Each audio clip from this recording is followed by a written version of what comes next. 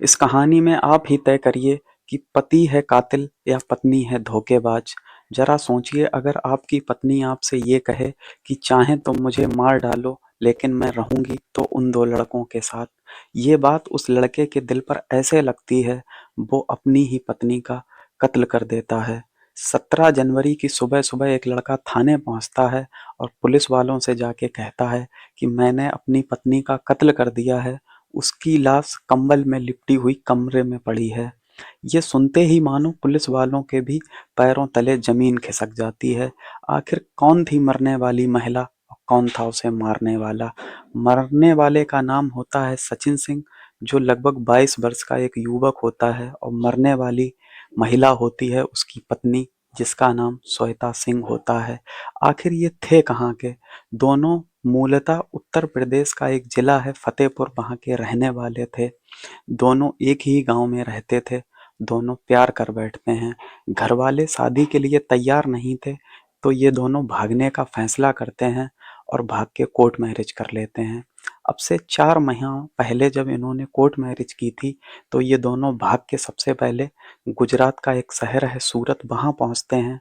वहाँ जाने के बाद सचिन सिंह 1 माह तक नौकरी करता है। उसके बाद वहाँ से वापस आता है और कानपुर में एक किराए पर कमरा ले लेता है, वहीं रहने लगता है और जीवन यापन करने के लिए एक किराए का ऑटो लेता है, उसे चलाने लगता है।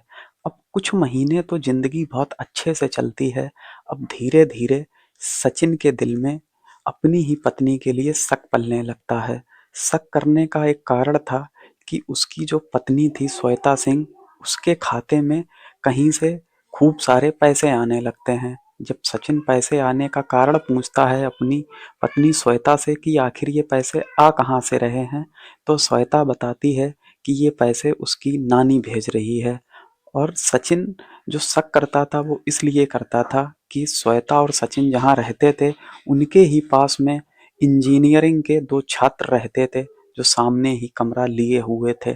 सचिन को बहुत अच्छे से पता था कि उसकी पत्नी पीठ पीछे उसे धोखा दे रही है।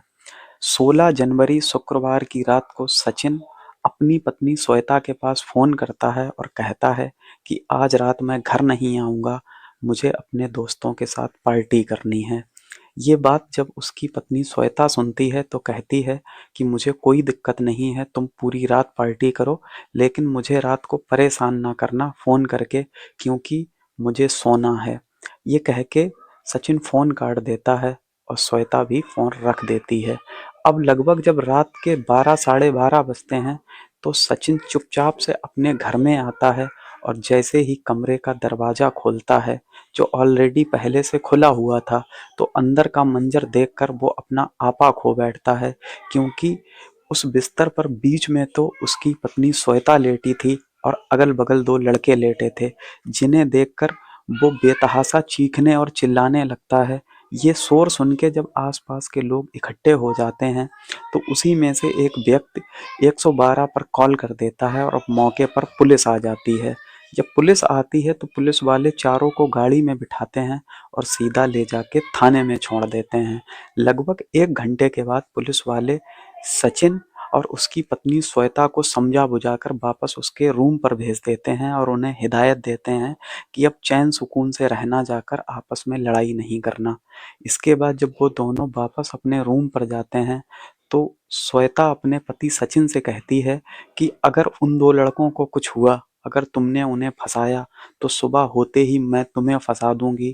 अब चाहे तुम जो कर लो, मैं रहूँगी तो उन 2 लड़कों के साथ रहूँगी। ये बात सचिन के दिल पर इतनी ज़्यादा चुभ गई कि उसने गुस्से में अपने ही पत्नी का गला दाब लिया और गला जब तक दाबे रहा, जब तक उसकी मौत नहीं हो गई।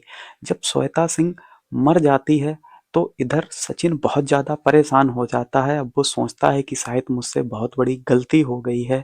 अब वो इधर-उधर घूमने लगता है रूम के अंदर और फिर दरवाज़ा बंद करके कानपुर में घंटाघर पहुंच जाता है।